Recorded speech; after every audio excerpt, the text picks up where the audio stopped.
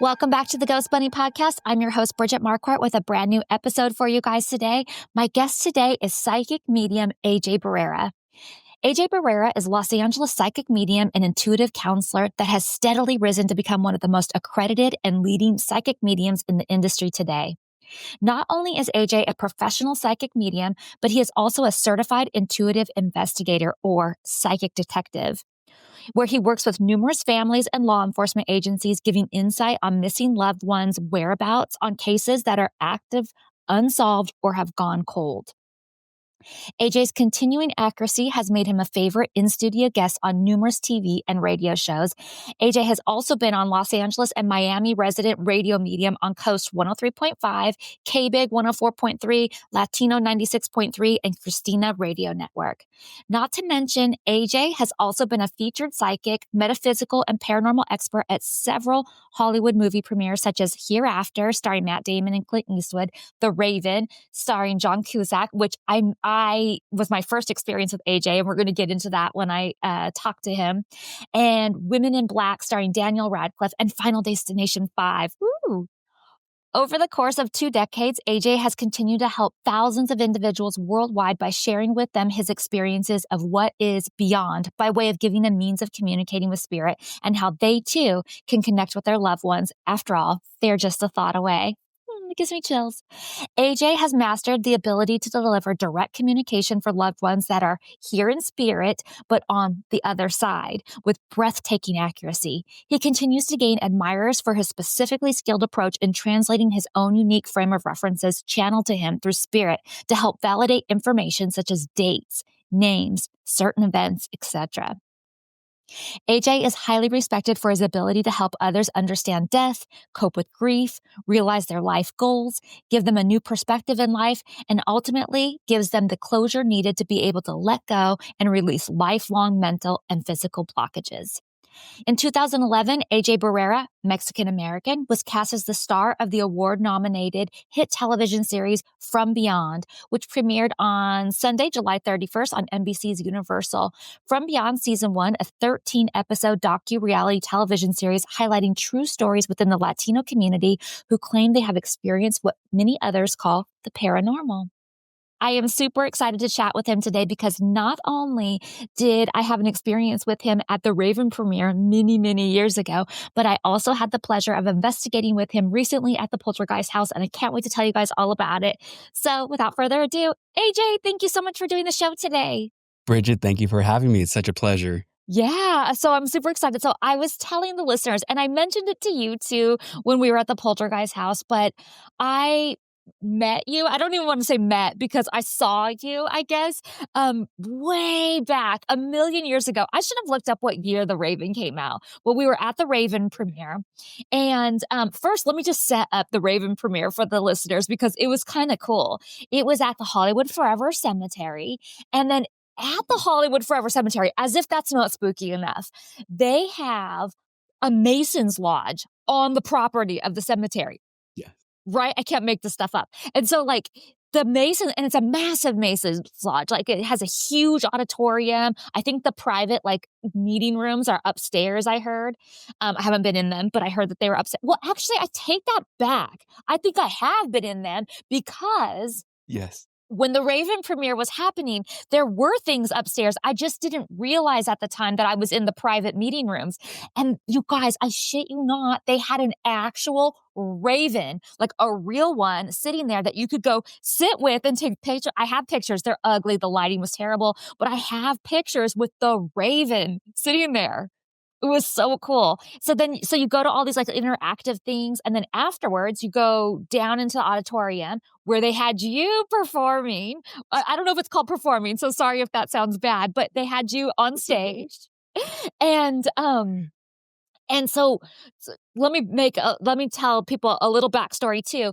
I went with my friend who was with a long-term boyfriend at that time. So I went with them as a couple. And she's one of those people who a few days prior, or maybe just even the day prior, she met a girl at some other event. random girl. We have no idea who she is. And she invited her to come with us to this event. So I'm with like a really good friend and her long-term boyfriend that I know really, really well. And then some girl, we have no idea who she is. She just like came with us. And so we're sitting there in the audience and this auditorium is packed. I mean, what would you say, AJ? Like 300 people maybe? At least 300 people. I mean, it was a massive crowd. Yeah. Yeah. And it's packed, standing room only kind of thing. And I think you were giving readings to other people too. I don't quite remember how it all went down, but then all Right. of a sudden you like pointed to like my friend. And she's like, she was so worried that you would call on her. Like she's freaked out by psychics and stuff. And her dad passed away like not that long before this. And she Mhm. was like freaked out that he might come through. And she was like, I think she secretly wanted it, but at the same time, she was like, I don't want him to pick on me. Like I'll freak out if he picks on me. And you pick her and you tell her to stand up. So she stands up and you start giving her some information. And some of it is jivey. But then all of a sudden, some information starts coming through. And it's clear that it's more for the girl that we don't know, but is with us. And Right. so she stands up and you start giving all this information. Like, AJ, you gave a birth date. You gave, and I can't remember exactly what else. You guys, this was like, what, 12 years ago or something like At that? least 12 years ago for sure. Yeah. Yeah. And you gave like such specific information. And this girl, it was her grandma. But the girl did not know for sure. And you were like, is that her birthday? Or is that her death date? Or is that like that day ring a Right. bell for Right. anything? And she was like, I don't know. And she was just very vague. And you kept giving her more and more and more information. And we don't know because we don't know her. And like, so after you got done, she ran to the bathroom and she was texting her mom. And then she didn't come back for the longest time. So my friend goes to the bathroom and checks on her and she's like rattled and like freaking out. And she's like, I think it was my grandma, but I'm not sure. And I'm texting my mom, but like, I don't know.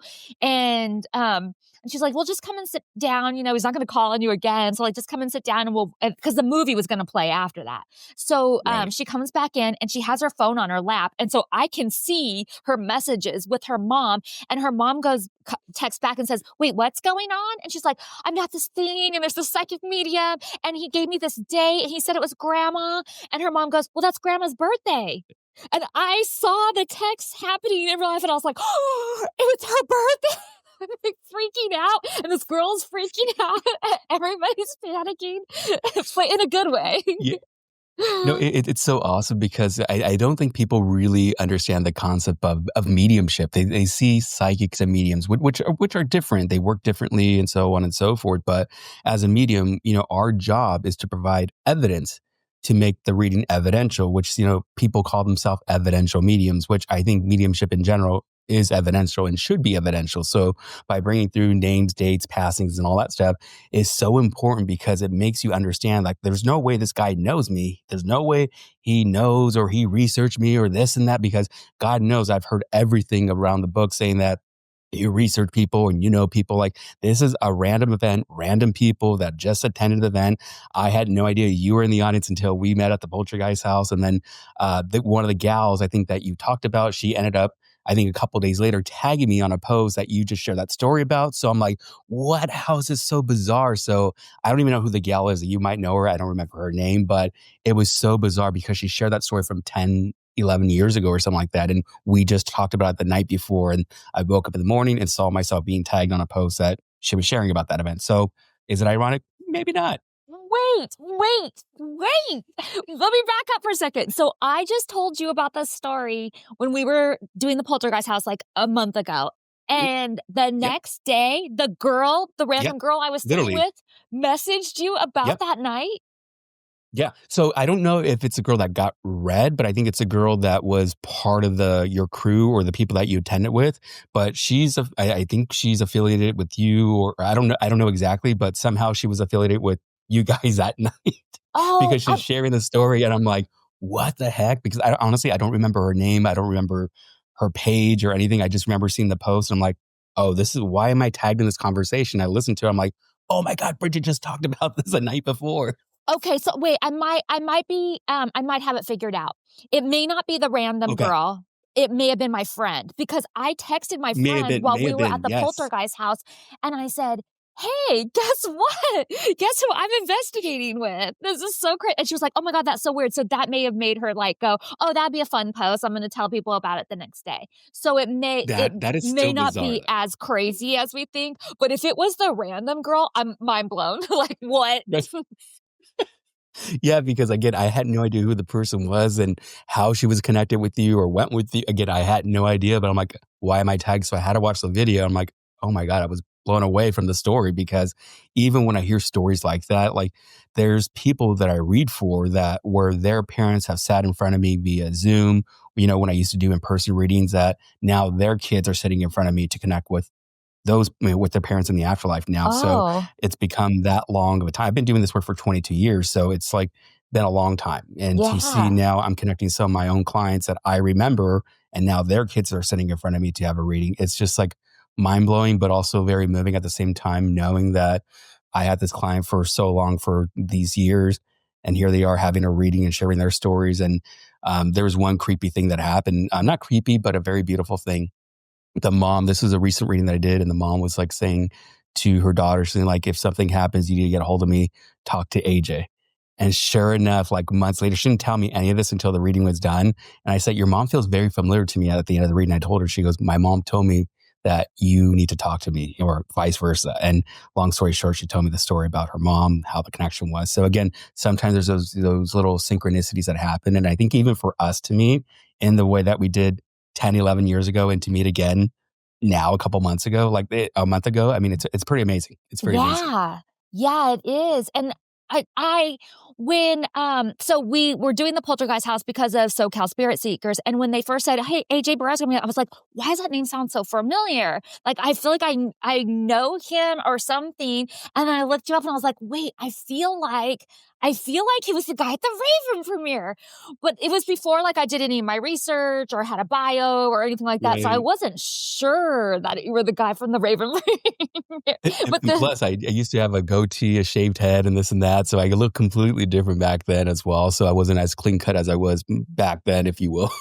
that's so interesting because when I met you, I was like, "Oh, no, for sure, it's him." Like, I don't even remember the goatee or anything like that, but I just, Oh wow, that's I crazy. felt it that it was for sure you. Like, before I even, got the confirmation, like, I already knew in my head, like, for sure it was.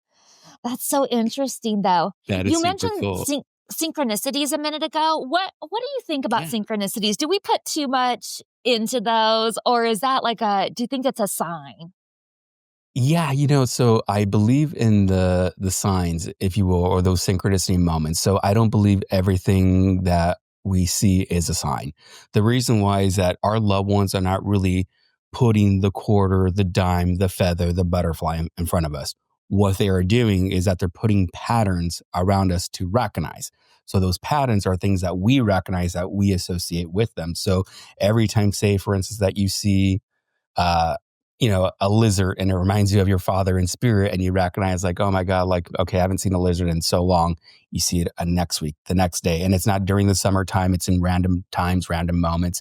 Those patterns become moments for you that you're reconnecting with them on a subconscious level. So for us, I don't think that we're looking for them or it's wishful thinking. It's signs that in patterns that they're putting in front of us to say like, pay attention. So for me, those signs can be very unique and they will be very uncommon references. So for me, I'm not always getting like the birds and butterflies and stuff in readings. And there are mediums that will always talk about the birds and the butterflies and the coins and all that stuff. But when they do come through Ladybugs. like organically from spirit, I really believe sometimes the most bizarre things become the biggest validation because the client is not even thinking about it. It's like a moment that they have to recognize like, oh my God, I did not even think about that being a sign.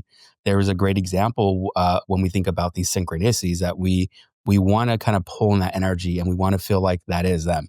Then our ego pops in and we think like, it's just wishful thinking. It's just me wanting to have that loved one near. But in that moment, that when it happens and you're not even thinking about the person or thinking about that individual, that's part of those synchronicity moments. It's not even a moment of to rationalize. It's part of spirit saying, hey, that's me. And it could be the numbers, the letters on a license plate. It could be the numbers on your clock, but not always every time that you see 111 or 143 and all that stuff is always that person. Those could be maybe universal numbers just for the individual as a life path, or pay attention to what's happening in your life, and so on and so forth. So synchronicities can be a little bit of everything, not just from the spirit realm, but also from our guides and our angels. Yeah. What about like when things seem to be like happening and it's like a repeat of before? Like Holly and I talk about synchronicities a lot on our other podcasts. Like for instance, what we're talking about on the show is correlating like a lot to what, especially in her life, like what's going on in her life right now, like this pattern. And it's weird because that was from almost 20 years ago. And like for instance, we'll be doing an episode where we're going to the south of France. And then all of a sudden out of nowhere, Holly's going to the south of France. And that was just one of like 8 little things that were happening all at the same time. And it starts to feel weird. Like, wait, there's something more going on here. Or like we just talked about the Absolutely. love episode at Mirage, and she drove by and they were taking the love logo off because it's no longer, but she saw them do it. Mm, okay. So in moments like that, that's part of Holly's or anyone else going through like those patterns. It's part of the lessons that you had to learn then and what you're learning now. So the fact that she is went through that process here, and respectfully, and I mean this with all due respect, I don't follow a lot of Holly's work in the podcast and this and that. So I don't want to assume anything, but Yeah. my understanding as an intuitive is that there's obviously something that she went through then that she had to cut cords and ties energetically now, which is why she's going to France and why she's going to the love thing and taking things off. Like there's a lot of traumatic and dramatic energy that she really needs to release, that energy that no longer serves her. So for her, if she's kind of at this point saying like, I got to start a new chapter, I honestly believe and intuitively believe she is on a new journey, starting that new chapter for herself, because she needs to kind of let go of things that are not there, not just physically, but energetically, because her perception of her reality may have been everything that's in front of her. And then she kind of took off her blinders and recognized like, oh my God, there's so much more there. So again, it's a learning lesson, not only then, but more so for us now to recognize like, oh crap, I screwed up. I should have done better. And that's what Holly is kind of going through. She's recognizing kind of like where her truth is now. Yeah. That's so fascinating because I just feel like that's spot on too. Exactly. And Interesting. I feel like that's why she's going through it more than I am, because we had different experiences while we were there. And mine's much more positive, of like when we were filming Girls Wow. Next Door and things like that. And hers is not as positive. There were positive times, of course, but she doesn't look back on it as fondly as I do. So it would very much be like learning from that, cutting that Wow. off, growing, starting a new chapter. And like, I very much Wow. can see it being like, okay, that was your old memories in the south of France, so let's make new Yes. memories in the south of France kind of thing. Yes. Yeah, so it's interesting when we kind of recognize our own patterns, or we kind of recognize these kind of moments of what we think of deja vu, but it's not really deja vu. It's those life lessons that we need to learn and evolve from. That's what, we all go through, but I think it's when we recognize it, it becomes like the oh crap moment, like this feels like deja vu, but I know like there's a purpose why all this is repeating itself. So even for you, Bridget, there might be moments for you, and it may not even be a trip. It could be just a personal memory, a song on the radio that you remember the exact moment in your time that you were dancing or you're with this person. And all of a sudden it brings back all these floods of emotion and energies, and those who are living and passed on, like all that stuff is for you to kind of reflect on that very moment. What did I learn from that? What did I take away from that? Or what do I learn now to kind of detach from? So for any of us or any of your listeners and viewers, they need to recognize when they have these little moments that happen, it's really a learning spiritual lesson that you're going through. Yeah. Well, you just brought up deja vu, which I feel like is different than the synchronicity thing. For me anyway, like it feels Yeah. different. And we've talked about deja vu on our other podcast as well. And the other podcast is not paranormal. We just love this kind of stuff so much. But like, what do you think deja vu is? Because it's weird. For instance, I specifically made myself remember what my last one was because they are so ridiculous and so a nothing moment. Like I remember my last deja vu, and I've told this story on the other podcast, but I was getting off the 101 freeway onto my off ramp that I do not every day, but almost every day. And I was making a right hand turn at a red light, and I was talking to my mom on speakerphone, and it was a deja vu that moment. And it's like, Well, what was that about? I talk to my mom all the time, by the way. This wasn't like a rare occurrence. I was talking to my mom. So like, like it's a nothing moment. Like there was nothing that Right. happened, nothing, like why would I feel like I had done that exact moment before? Right. Deja vus, a lot of people think it's representing past life, and it can be representing past life. But deja vu, in layman's terms, represent that you're on the right path, that you're truly on the right path. That's all it represents. And if people want to go a deeper dive into it, is it past life? Some of it can be past life, like even looking at deja vus, like places that you've never been before, but now like you're there now. It's like, again, either it could relate to past life, or it could just, like, merely, again, you're on the right track. A lot of times for me, when I personally have deja vus, I represent it as just me just saying I'm on the right path. I never really had a moment where I feel like that I've been here before, meaning like this is a past life experience. The moments where I feel like I've been here before usually goes back to past life, but very rarely those moments stick out to me. So for you, by you having those conversations with your mother, getting off the 101 freeway, doing all that stuff, again, all that's just letting you know, Bridget, you're on the right path. You're doing everything that you needed to be doing. There's nothing you should be worried about. Again, the synchronicities, the deja vus, like all this stuff is kind of living in a parallel universe, which kind of is in the middle where we coexist with everyone and everything, basically. Yeah. Holly and I had this whole conversation about the deja vu thing and stuff and synchronicities and stuff. And then I've been trying to tap into my psychic side because I know it's there because I will get weird downloads where I just know something that it's impossible. I could have known it or known it. I guess it Yeah, sounds right. right. A little bit of both. Yeah, actually, yeah. and, and so I asked one night before I went to bed, and I'm really bad at like hearing it or seeing the signs or anything like that. But I did ask like whoever, my spirit guides or my whoever, when I was going to sleep, what is a deja vu? Like, what is that we're experiencing? And I heard a voice. I heard a voice say, you dreamt it. It's a dream. Like you dreamt that before in a dream, that mundane moment of getting off the 101 and turning right at a red light while you were talking to your mom. You've dreamt that exact moment before it happened. So my spirit guides or whoever told me it was a dream. Yeah. So that is part of your connection, your personal connection with your guides, your higher beings that are working with you. So if you kind of think of it as a dream from your guides, then I, as an intuitive, would see that as something as being like a premonition because you dreamt it and then Yeah. now it happened. So you're Yeah. tapping into some sort of higher intuitive vibration, psychic energy, rather than something that's mediumistically. If you're already connecting with your guides, Bridget, honestly, I'm going to tell you, like, you should start recognizing your mediumship abilities. If it's being clairsentient, which is like clear feeling, clear audience, clear hearing, clear sentience, clear feeling, and then clear audience is kind of like the ability to hear and feel. And then when you see those things, which it seems like you're already having the dreams, like you're already seeing your clairvoyant ability. It's already tapped in. You I know what I mean? don't So remember the dreams at all, but this was sort of like in that lucid state.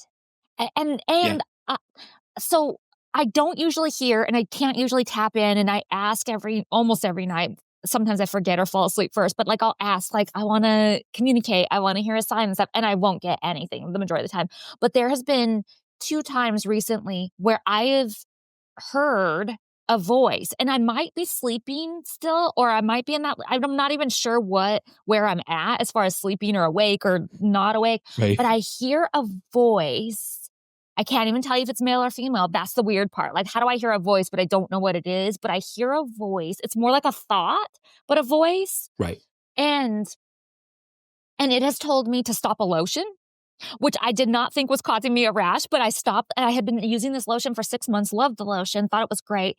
And a voice said, stop the lotion.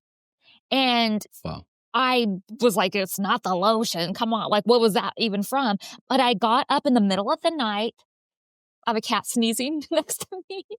I got up in the middle of the night, washed off where I had put the lotion, and instantly my skin felt better. Instantly. And by the Wow. next day, the rash was gone.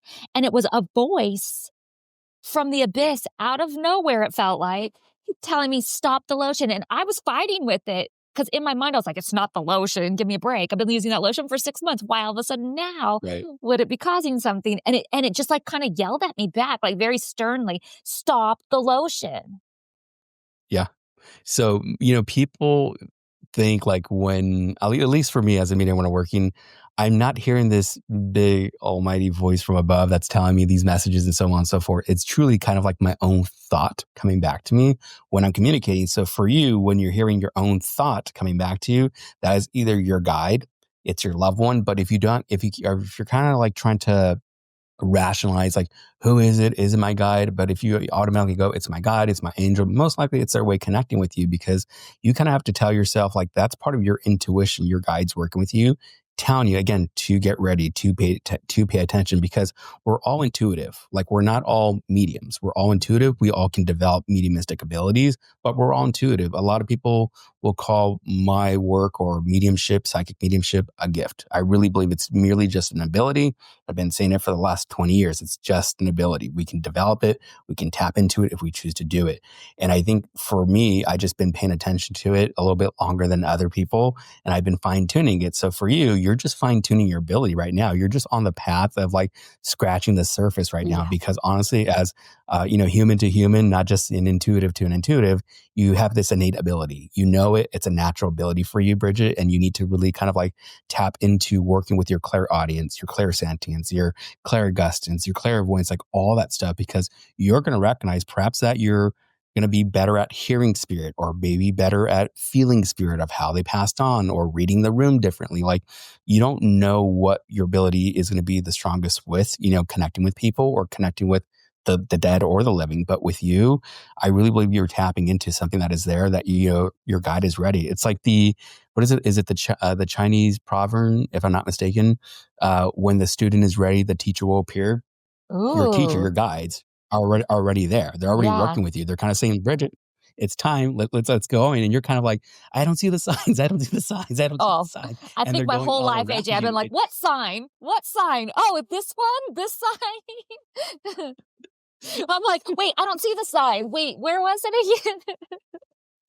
This is what I mean. Because sometimes, again, the signs are right in front of us and we just miss them. And it's so common because we're so busy, we're living our everyday routine, that we forget to look for the signs or see the signs or recognize them. And sometimes the signs that are the biggest signs for us here in the physical realm are the most subtle signs that you least expect. And you're kind of like, oh, is that a sign? When you question it, again, that is part of Spirit's way, your guides working with you. And I think honestly, I know your guides, your loved ones have been working with you, saying like, we're trying to get your attention just to let you know you're here.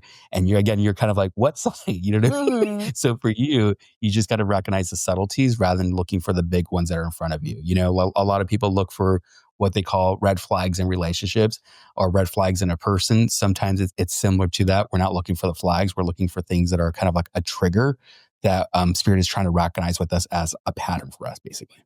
Yeah. It's so interesting. I do want to tap into it more, but I think where it gets hard, and I think other people who might be trying to tap into this too might be able to relate, is trusting. Like, how do I know that I'm not just making the stuff up in my head because I'm having like a conversation with myself? And I think it's hard to know the difference because it doesn't sound different. So you're just trusting, like, well, I think, and for me too, sometimes it's these ones I can't deny. Sometimes it's not hearing anything or seeing anything, I shouldn't say not seeing anything. It's not hearing things, but it's all of a sudden I know something, and I know it with like 100% certainty. And it's almost like I've seen it. And in some cases I actually have seen it happen. I saw the whole scenario play out. So I know exactly, I can tell you what you were wearing. I can tell you what both parties were feeling. I know everything about it. And I have no idea how I just know that. So for you, that's an ability that we call in our field, it's claircognizant, or it's just a knowing. You just have a knowing of certain things. That's actually a pretty amazing ability because a lot of people don't have that ability. And I can say as an intuitive, I don't have that. That happens quite often. When I was much younger, there was a lot of things I just knew. I knew, matter of fact, this is what it is. As I got older doing this work, I don't think that has been as clear as I would want to be. Sometimes it would be more so with predictive information, rolled events and all that stuff, which I don't know why sometimes I would get that information. I never post any of that stuff on social media because there's no purpose for me to do it. But for you, when you have something that is claircognizant, where you have that ability, it's a natural ability. Again, there's something innate that's there with you, Bridget, that you just need to tap into, that I'm telling you. Like, if you do it, I think you're going to really blow yourself away and recognize, like, oh my God, I should have been doing this 20 years ago. I should have been recognized this, 30 years ago. You know what I mean? Like, Yeah. there's going to be a moment for you because you're already living in it. You're already kind of living your true authentic self as a physical being living the spiritual existence, or vice versa, if you want to call it. I just really believe for you is that really tapping into it is just recognizing, again, just having that ability, just knowing it, not second guessing it. Now we're going to look at for people who are, listening, watching, for people that are wanting to trust the ability. You said the right word, trust. That's all you need to do is trust. Because I'm going to tell you a story. When I started this work, I was 19 and a half. Didn't have a website, phone number, none of that stuff. I think I just had a cell. Yeah. The little flip phone razors and this and that back then. So I was doing a radio show in LA, and that was my first opportunity doing radio.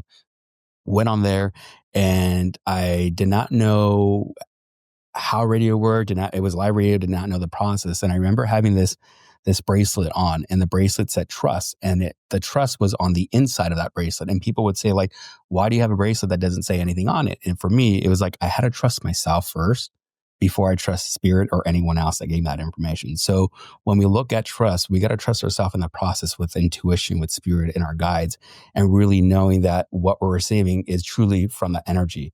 When we start going down that rabbit hole, which most of us do, we start rationalizing it and saying, is it our guides? Is it our loved one? Is it me just really wanting to kind of tear things apart?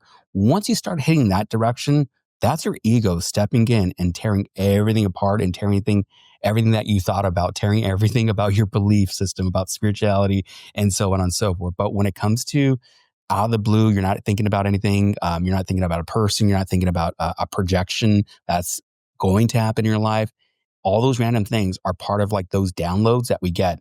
I get plenty of downloads, not only just in readings, but I think just naturally as a human being. When I get those downloads, I just make a little mental note, pull out my phone when I can and put it in there, date it and time it, and say, okay, there's a reason why I got this download. And there'll be a month later that, boom, it happens. And I'm like, that's why it happened, because there's now this thing that's happening in my life. So again, it might be lessons for us as well that we need to pay attention to. So for people that are over rationalizing things, I don't think we need to over rationalize. Just take it for what it is and trust the process and trust what you're receiving. Plain and simple. Way easier said than done. But I'm going to work on it. Okay, let's talk about the poltergeist house. Yes. First of all, how do you know SoCal Spirit Seekers? Yeah, this is so bizarre, how this all happened. And I don't know if this was during the early time during the pandemic, or, when all of us were kind of like locked down and all that stuff. And I don't know, like I always love crystals, and a lot of my big pieces came from Blue Mountain Rocky crystals, you know what I mean? Or Blue Mountain crystals. It came from them. So the way I came across their page originally was buying crystals with Michelle. And so when I came across them, I just gravitated towards them, gravitated towards their merchandise and this and that. And so when I first met them to go pick up my crystals, I felt like I knew them. Like, I feel like I knew her and Christine, and I'm like, God, this is so familiar energy. So when that moment happened, we just kind of clicked. We did the Queen Mary. We kind of just started like working with each other and started like discussing things into the paranormal, discussing things that relate to the work in general of my work. So it was kind of a really organic thing that happened. And even though we don't investigate like all the time, when we do connect, it feels like that we just picked up from where we left off. It's kind of one of those things. Yeah. Yeah, that's so interesting. I want to talk to you about the Queen Mary, but first we'll talk about the poltergeist house. Yes. So that's when we officially met. We were both there to investigate, and I went. I don't know if you know, but I also went back the second night, and they had some YouTubers there. Beyond Barrier Beyond. I always blank on their name, and Joey Official were two YouTube channels that were also there, and so I was a little hesitant to go back the second night just because I knew they were doing YouTube stuff and everything, and I didn't want to like be in their video if they're trying to like do something or in the way or whatever, but it all worked out. They were really nice and happy to have extra people there and stuff. So it worked out. But so I had been there the first night with you, and I feel like it was very calm. The energy there, like we did hear footsteps above. The light in the kitchen was making some flickering, which it's an old light fixture, but like it did seem to sort of Right. be Is it a fuse? Like, responding. what is it? Right. Yeah. Yeah. And so, but I take that with a grain of salt because who knows on that. But we were picking up on some things and we were getting some spirit box stuff. And it really felt like whatever was there, in my opinion, it felt very much like calm, low key, maybe the family members that had passed in the house. Yeah. Nothing crazy, nothing sensational. Interesting, and it definitely felt like something was there. But the second night was totally different. So I want to see how you felt about that first night. Yeah. So for me, when I go into any location, I kind of expect the unexpected. I don't really go in there to say like, okay, I'm going to capture something, because I've done a lot of investigations over my years, and like some of them I can't even remember, even stuff that are not even in California. It's like when I travel, go out, find a place and do it. But when you go to places, sometimes for me, they're really calm. And when it's a really calm energy, I don't really think it's about like provoking and doing it and that stuff. It could actually be the group of people that you're with that are creating that energy of the calmness, the peace, and so on and so forth. There are investigators that may bring in this very loud energy, this masculinity. They will bring in this provoking type of energy. Oh. When they do that, you're bringing in kind of like, I want you here, you better show up type of thing. And when you do that, it's kind of like you're putting yourself in a position that you really want to attract some sort of, I don't say negative energy, but something that you want to attract there. Obviously, because you want to document something. And I don't really believe in provoking, because there's been experiences that I've had where I'm like, yeah, I'm not going there, because like I've had many personal experiences, which we'll get into, which I don't think it's the right thing to do. I think for us, of the energy for, SoCal Spirit Seekers, you and myself that were there the first night, honestly, I felt comfortable. I felt like that I knew you when I first met you. And even though I met you then and we met officially in person, it was kind of like comfortable. It wasn't anything that was like weird or bizarre. It was just kind of like we were there to have fun and to document. And it wasn't anything more that I felt like that we needed to provoke and do. But for whatever happened the next night, which respectfully, I haven't watched the video. I talked with Michelle, asked me, did you watch the video? I haven't. But even the audio that I haven't gone through the audio. So for you, whatever happened the second night, the energy obviously had to change because of the group or the people that you're with, for sure. And maybe the tactics and maybe their how ethical they were of documenting the paranormal. Not saying that they weren't doing anything wrong, but their style of doing it. Yeah. Yeah. So I totally agree. Like I feel like our Michelle, Christine, you and myself, our energy is very calm, all of us, and we're not provoking of any kind. And so that's what we received, was that. The second night, the energy was much higher because there's more people and everything. And there was like, two extra people, but it's, still that made it feel like there was a lot more people in the house. And and nobody was provoking. We were just definitely trying to communicate probably more aggressively than we were the first night. Because the first night, Right. we were just kind of there experiencing. We weren't even really fully investigating. We were just kind of like Right. asking some questions. Moseying around each room. Yeah, kind of hanging around. We'd get off track and like start talking about personal things and just talking about other stories and be like, oh yeah, oh wait, should we like try a spirit box or something? So we were just like chill, almost more just like hanging out at the house. But the second night we were doing more of an investigation. Like we were legitimately doing an investigation, not provoking, but definitely asking for communication, asking for information. And it appeared, and honestly, when I first heard about, and I said this in the last one, so I'll make this quick, but in my last podcast, but when I first heard about the poltergeist house being haunted and people going there for paranormal investigation, I kind of was like, wait, what? Because this is a movie location. Like that doesn't make it haunted. Right. That doesn't mean the stories there aren't true. But then I heard, oh wait, no, it's more about like the curse of the poltergeist. It's more about the people who had passed away in the house that lived there in real life. And it's more about the land that the house is on and those kinds of things. So I was like, okay, well, I'll go check it out. So the first night I'm going to check it out. Definitely there were footsteps. Definitely there was things going Right. on. But the second night, it appeared, and when you watch the video, I'd love to hear what you think about it, but it appeared that we were actually talking to Heather O'Rourke, who played Carol Ann, the little girl in the movie Carol, who yeah. passed away at like age 12, and it was kind of sudden. And if anybody else told me that, I would be like, come on, I don't believe it. But there was so much. There was so much. It's really, really crazy. And I couldn't figure out like why that would be happening. Like, why would she be there other than maybe they spent a lot of time there because they were filming there and she really, it was a good time for her and she's revisiting because there's people there and they've made it look like it did as close as they can to when the movie was being filmed. So I was like, okay, well, maybe she's there for positive reasons and everything. And she probably is if she's there at all. Right. But then I found out that two of the investigators had gone to her grave before coming to the house. That would make more sense. And then it just felt like and I didn't find that out until after. And I had them on the podcast to talk about our experience that second night. When I was researching them, I saw on their Instagram that like the day before they had gone to her grave. And I was like, oh my God, this all makes sense now why there was no sign of anything like that the night before. But that night, it was Right. almost undeniable that we were talking to her. It's so crazy. Yeah, 100%. So in that moment, you kind of have to think like mediumship, paranormal. People consider mediumship into paranormal. So I don't think mediumship is paranormal. I think it's more healing in the process. But when we look at that, the medium needs some sort of connection to deliver the message, which would then say, for example, you. So I'm reading you, I'm pulling energy from you, I'm connecting with your energy, and I'm connecting with something that you're attached to or someone, which is a loved one in spirit. So for that individual, that group that went to go to Carol Ann's grave, went there was intent. There was energy that was kind of manifested saying, okay, we're going there, we're going to go to a graveside, we're going to this place.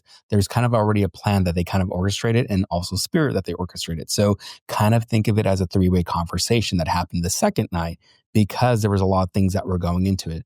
Even though there wasn't a personal family connection, there's an energetic tie. Whatever happened the day before them going to the house, it was already building the energy. And so they were building that energy for the second night. And you validate that like right now that they went to the graveside, like they went there. And for them and you guys to capture the second night, all the information that you did, I would say there's part of some sort of residual energy, not so much to the house, but maybe to them or what they brought and what they created. So I don't think that, any of our loved ones are stuck or hanging around in one place, but I do believe that there are energies that are kind of just having a residual energy or residual memory that is there, but I don't think they're really ever stuck. I believe in ghosts and spirits and all that stuff, but I don't think we're ever stuck here. I think we can come and go anytime that we want, but we replay a memory or a vibration that we kind of last remember. I'm going to share a funny example, like Beetlejuice. The characters, they're in there, they're stuck there at the house, they died tragically, going across a bridge, and they're stuck in the home, if you will, and the new family moves in, they start remodeling, they try to haunt the place and all that stuff. They can't get their message across in some ways until someone who's sensitive to see them. Well, think of that team who were sensitive enough to tap into that frequency and that vibration. Yeah. That's what they did. Yeah. It all made sense once I found that out. I was like, oh my God, it just clicked. And I was just like, oh, I know why this happened now. But it is pretty interesting, the information that we got. And it definitely was an intelligent thing that we were speaking to, whether it was her or not. I say thing because I don't know for sure that it was her, but it very much felt like it. It's so interesting. Yeah, I mean, Bridget, if there was a lot of things that you feel like that were connected to that source, that spirit, but also if there was a lot of information that came through evidential wise through maybe the Ovilus or this or that, and that kind of all matches up, I'd probably say there might be some sort of parallel connection. It could be her energy, honestly. Yeah, it's so interesting. Okay, when did you first realize that you were psychic? Oh my gosh. Probably, I guess I can't really even say psychic. I think it was more sensitive than anything else because I didn't even know psychic was really a thing that I was tapping into. Yeah. Always was just fascinated with the intuitive stuff or the paranormal stuff. Like honestly, I grew up watching all these X-Files and I Dream a Genie and Bewitched and all that stuff. So I was fascinated with all the little unique stuff. You know what I mean? My parents thought I was always weird, the unique child. I have three siblings, an older brother, an older sister, and a younger sister. So for me, I was always the unique one in the family. So I was always gravitating to things. I always knew things beforehand. And, I would know when people would call before they would even call. And this is before caller ID. This is before, we would have normal people that would call our house even on top of that. So I was like, oh, that's so-and-so that's calling. And my mom and dad would answer the phone and they look at me like, how'd you know? Like, it's just kind of one of those things. And then I would know certain things that would happen within the family or private things or private secrets within the family that I shouldn't be knowing about. Uh-oh. And my parents would ask, like, how did you know? Like, who told you? I'm like, I don't know. It just came to me. So for me, it was just more of an energy, a field that I was tapping into. But I was fascinated with those TV shows with Sally Jesse Raphael, Jenny Jones, Ricky Lake, all of them, because they had like amazing mediums out there that are the people that pave the path for myself, like, Shar Mongolis, James Van Prague, John Edward, George Anderson. I mean, Suzanne Northrop. There's all these major people out there that really pave the path for people such as myself. And I respect them and I love what they do because they were doing this years before I was. And they were kind of doing this where this wasn't even really talked about. Now we're in 2025, and we're kind of going into this motion and kind of recognizing like everyone's now a psychic, everyone's an intuitive, everyone's a paranormal investigator. You know what I mean? So it's so normal. So for me, it was maybe, sixth grade, eighth grade, sixth to eighth grade when I was working with tarot cards. I was reading people around in my junior high school and telling them what I saw, what I felt, and this and that. And, I always joke around with people say, yeah, I was a cool kid in junior high school. Absolutely not. I was like the weird kid, the kid that would talk to the tree and this and that. Like, I really did not have a lot of friends. I was kind of like, I wouldn't say a loner, but I did have friends. But for me, I was always fascinated by that. And I saved up my lunch money to buy these tarot cards. I asked a friend's mother to buy these tarot cards for me because my mom, we grew up very devout Catholic. Like, it was like taboo. Don't talk about it. My grandma, we would talk about my grandmother, my mom's mom, who's now passed on, rest in peace. She was like, we would call her like a saint, a Mother Teresa. Like, you walk in her house, it looks like it's a church. Saints, artifacts, this and that. You walk in there. So for me to do this, I remember my grandmother telling me, if it comes from God, I understand it and I bless it, basically. You know what I mean? So it's just knowing that I wasn't working with any entity, any dark light. And so for me, tarot cards were kind of like my little stepping stone. That's when all the psychic energy, psychic abilities kind of came into play. My mediumistic abilities came into play when I was a freshman in high school, a little bit before when I was a freshman in high school. My high school summer art school teacher, who was my art and science teacher, at the time, she was my science teacher, then became my AP art and science afterwards throughout high school. And she's the one that told me that I had an ability to communicate with the other side. I did not know I had an ability to communicate with the other side. I just knew I knew how to tap into energy, read auras, read colors, and so on and so forth. But I did not know I was able to bridge that connection with the afterlife. She taught me how to do it and discuss the abilities of how to do it and so on and so forth. So for those 4 years in high school, and just to take a step back, my mom worked for that high school as well. So it wasn't anything weird teacher student type of thing that was going on back then. It was kind of like the approval that she had approval from my mother saying, okay, I'm open to this. I'm open to the idea and this and that. So I started working with her for 4 years. And then gradually in high school, I started doing house calls and I started reading for friends and family. And then things kind of just spread through word of mouth. And that's how kind of my career started, was in high school, really. And I started driving to people's homes and doing readings for them. Yeah, it was kind of a weird, bizarre thing. And then at 19 and a half, landed my first radio gig that turned into a 4 or 5 year contract on radio. That's how things happened. Yeah. That's amazing. How did that teacher know that you had the ability? Did something happen? No, well, I can't say if nothing happened. I think she gave me an art project to do, and I can't remember the right term in art, but it's you would have to create an image an image or draw or paint or pastel, use something that would describe the word. So you would write out a word, but it would have to be an image throughout the word, if that makes sense. Like some sort Oh, of like for me, I wrote down afterlife. And I kind of created like the A into wings and the E into a wing. And then I created like this background of clouds and Heaven's Gate and this and that. So when she first saw that, she goes like, what do you know about the afterlife? And like Yeah. for her, like knowing that, that's, I think, was kind of like the big thing that gave it away. And from Yeah. then, that's when everything kind of just started taking role and started taking play in the way that it needed to. And then is anybody else in your family psychic, or do they have the uh, gift? yeah, so this is so funny that you bring this up here because I don't talk about it that often, but now that I'm older, like my parents, again, weren't big believers into this. Like my Yeah. dad, when he first found out about me doing the work, I was going on radio that night and I said, hey, Dad, like my dad was like, where are you going? I was like, oh, I'm going to be on, I don't know if I can say the station, but you can always maybe cut it out or blur it out. But say, hey, Dad, I'm going on Coast 103.5. I'm going to be on live radio from 7 to midnight and I'm going to be doing readings. He goes, doing readings? He goes like, for what? Like, what are you? Like, he had no What are idea you? even what I was doing. I said, I'm a medium. He goes like a median, like on the freeway? Like he had no idea what the heck a medium was. And I said, like, I'm going to be on radio. I said, just listen, da, da, da. Like my first time my parents heard me on the radio and heard actually me doing my work was on radio. And we always joke around about the scene from Richie Valens where Richie Valens, like from La Bamba, he ended up getting the big break. And my mom always goes, oh, that's my Richie. You know what I mean? So it's kind of one of those moments where they first heard me on the radio where they recognize like there's people calling from Kansas, people calling from New York. And I'm bringing people over the phone on, doing readings. And first time them hearing how the process works was kind of their way of understanding, like, maybe you all have this ability. Now my mom and dad both kind of fight saying it comes from my side. It comes from my side. So they're kind of at this point, I really believe it comes from both sides. But what I've understood now or then is my mentor, she was bringing through information about my mom's mom or my mom, not my, so either my great grandmother or my great great grandmother. One of them actually used to read tea leaves or coffee beans. They used to read them. Yeah. And we had no idea until we started researching my mom's side and my dad's side, my mom's side and my dad's side, but it was mainly from my mom's side.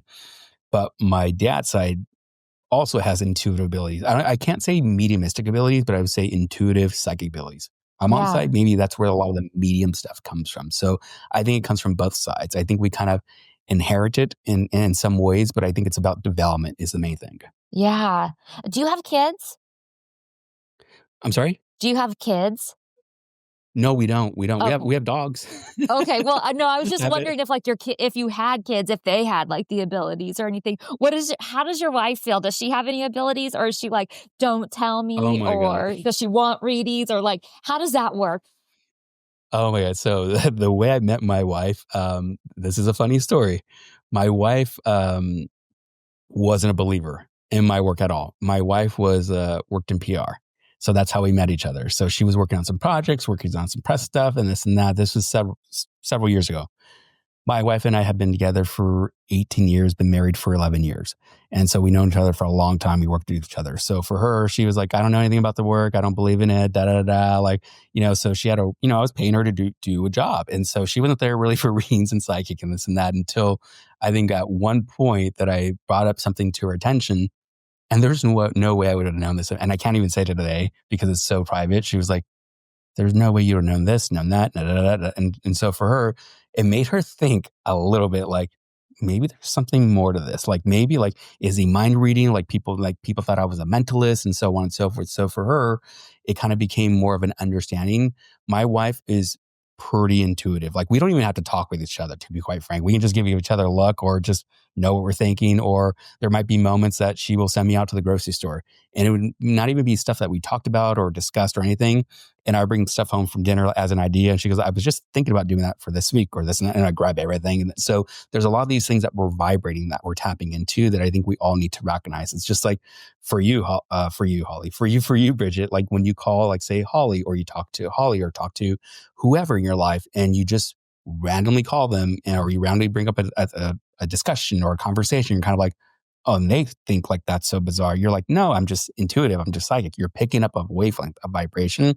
That's the same thing my wife and I are doing when we're tapping into things. But we always joke around saying like, we can't lie to each other. We just can't because we just know too much. But for the longest time, my wife thought I had like low jack or something on a car because I could be traveling, I could be doing filming and this and that. She was like, how would you know I'm at this place? Or how would you know it? This is before like the GPS on the phones and all that stuff. And I'm like, I don't know. It's just a feeling. And even when I was in Seattle doing a show with a colleague of mine, she was out and about, and I had a really bad feeling when I was doing the show. And this was being filmed, and you can see my reaction where I'm like, oh, something's wrong. And something did happen that night with her, but it wasn't like as bad as what I thought.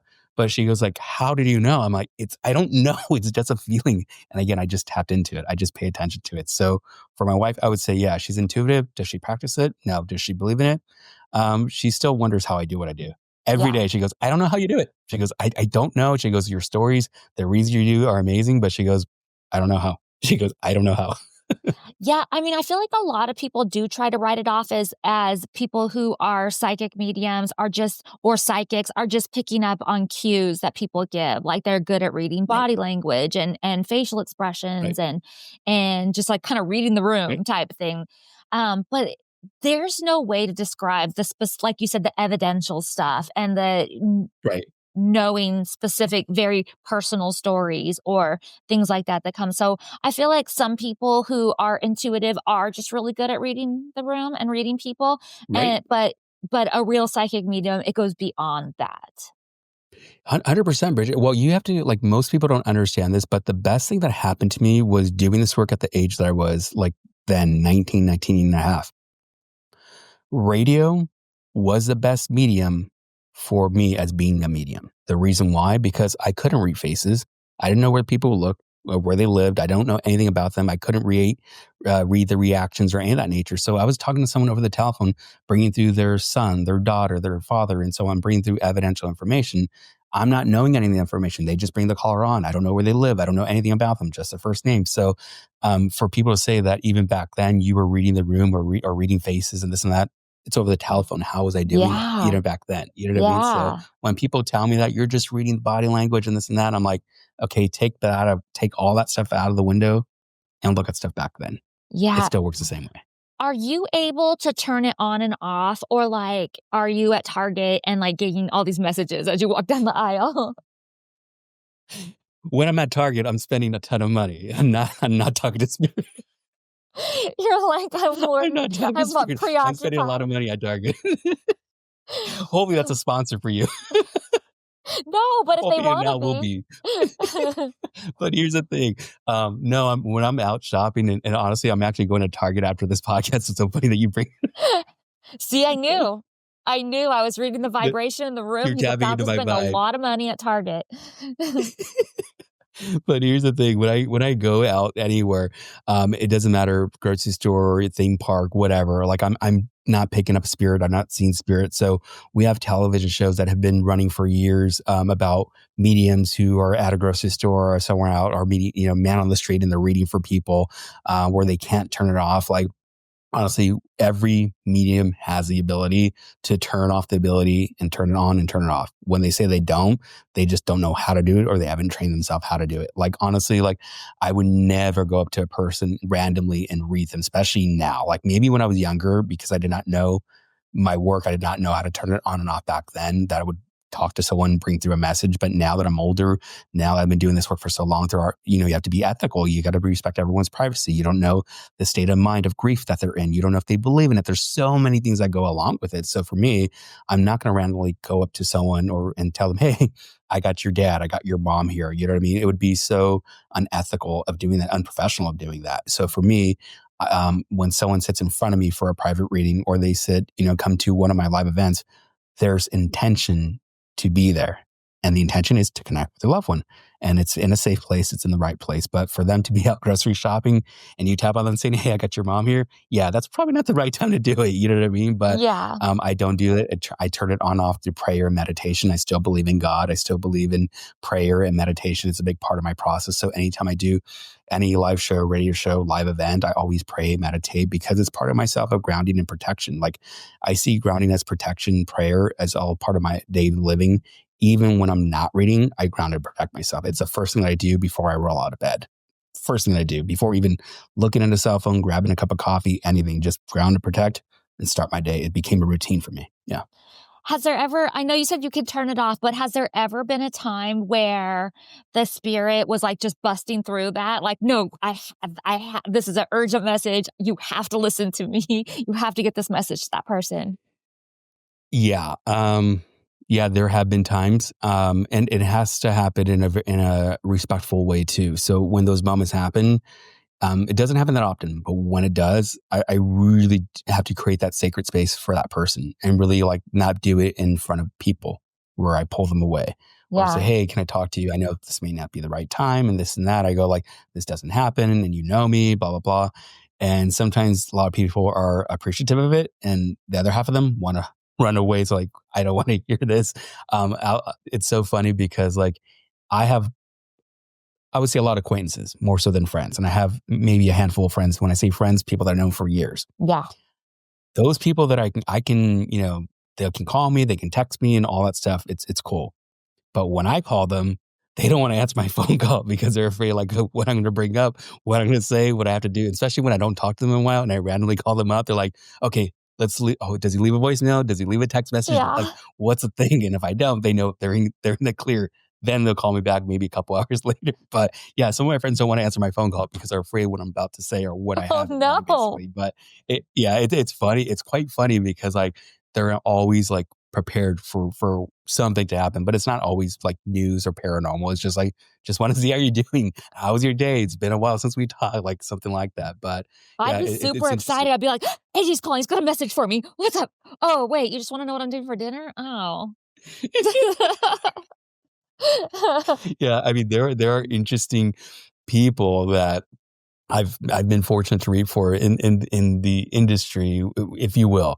And it doesn't matter, if you're in business side of things or, in front of the camera, behind the camera, direct, whatever.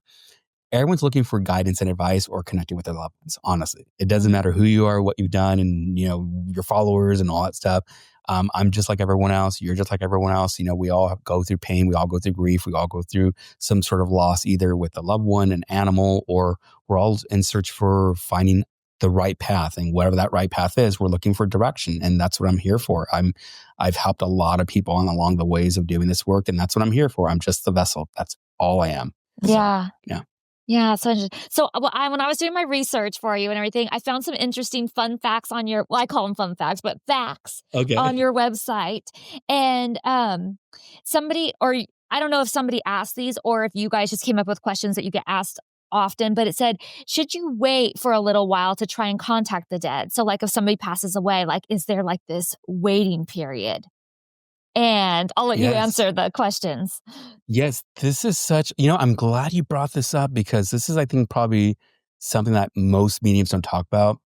So I'm going to be 100% real, honest, and blunt. You should absolutely, positively wait before seeing a medium. Waiting is so important for the client, the individual who have lost that loved one. The reason why is that you need to navigate and start growing through that grieving process because grief doesn't really end. You know what I mean? Grief will always be there, even 20 years down the road. We never get through it. We'll heal through it, but we'll never get rid of it, if you will. When people sit in front of me or they say like, I want closure, like closure for me, I don't believe in closure because closure for me, in my understanding, is like, we're ending a chapter to someone in something. We don't want to end that chapter to our loved one. We don't want to end that connection. We don't want to end that love. So we want healing out of that process here. I recommend any individual, depending on the loss, is to wait 3 months, 6 months, 9 months, whatever that time makes sense for you to heal and be prepared for that. Because what I don't want is someone who lost a loved one to sit in front of me, a week, 2 weeks, a month later after they passed on, because they may not be ready to process the information that I'm delivering. They may not be ready to convey the information because they're trying to think of that person only to come through. And I may have 10 different people that may come through, or 3, they may be at an emotional blockage of creating that blockage for that loved one to come through. So again, there could be multiple things that may and can go wrong in a reading, but they should wait. For spirit, they can come through immediately.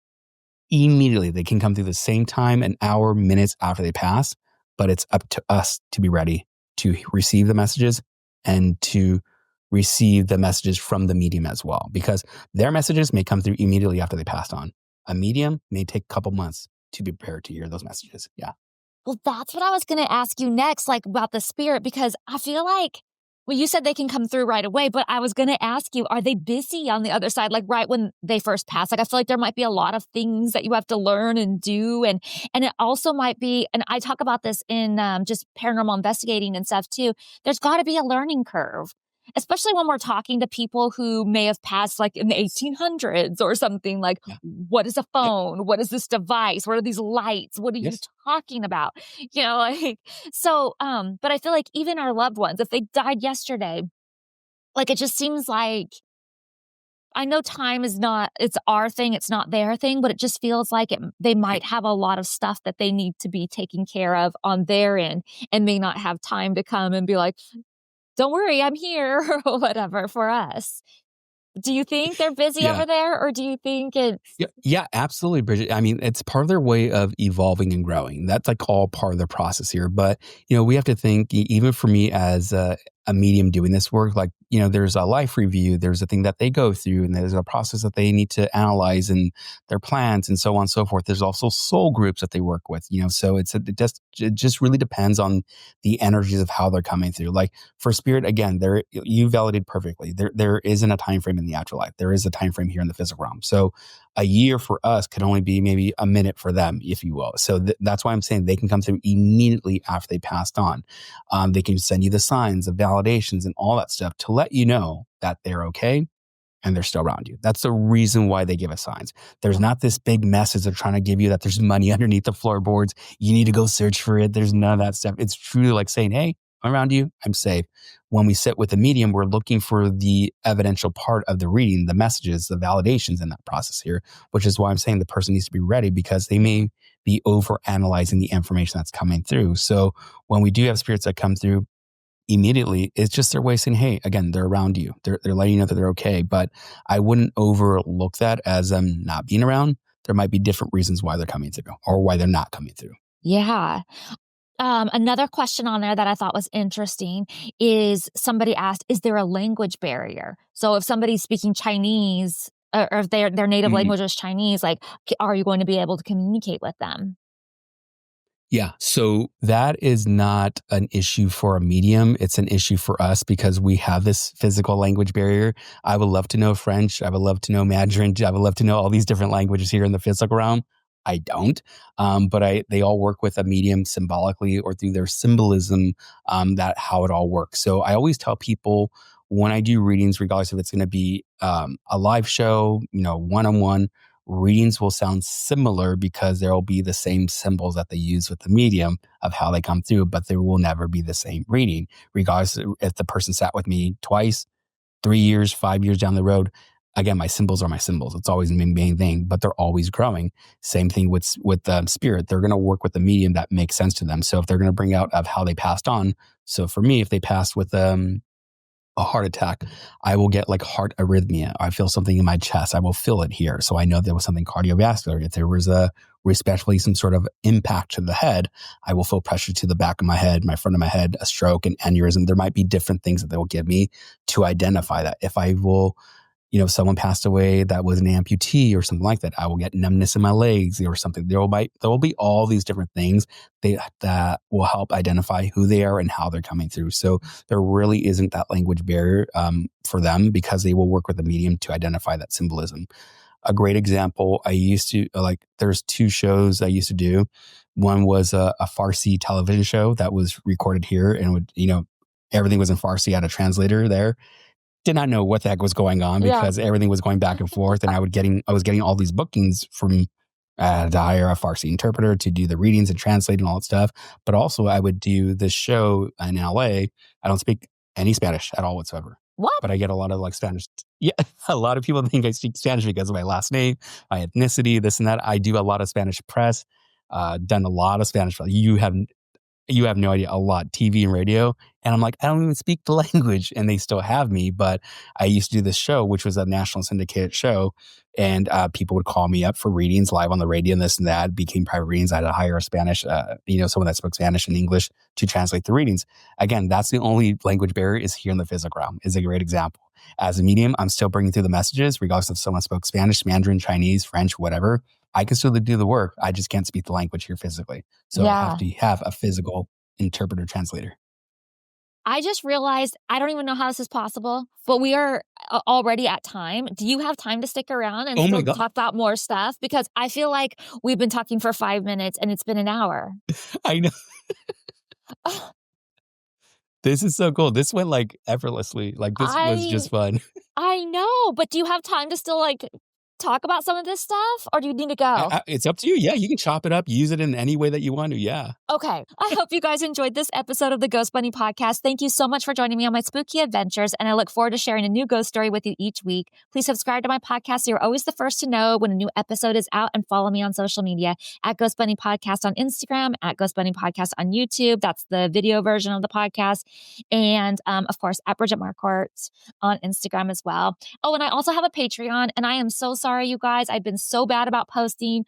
Maybe AJ has some stuff I can post that's related to this episode on there, some extra Yeah. content for Oh, them. that would be Okay. great. Yes. That That's a great idea. We'll talk. Yeah. okay, amazing. Yay. Bye guys. Bye.